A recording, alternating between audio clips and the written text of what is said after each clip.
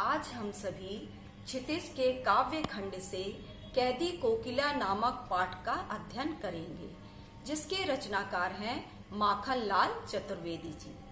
तो चलिए सबसे पहले हम इनके जीवन के बारे में जानते हैं।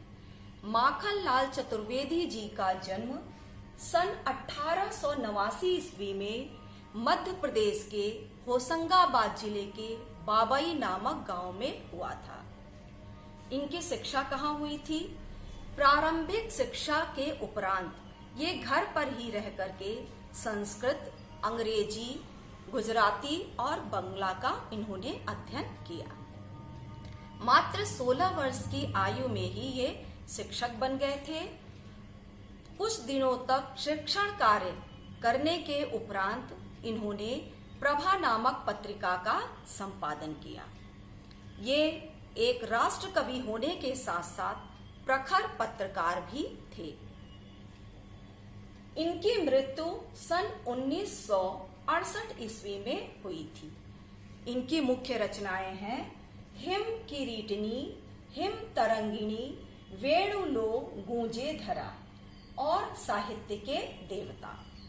इन मुख्य रचनाओं के अतिरिक्त भी इन्होंने कुछ नाटक, कहानियां और निबंध भी लिखे हैं।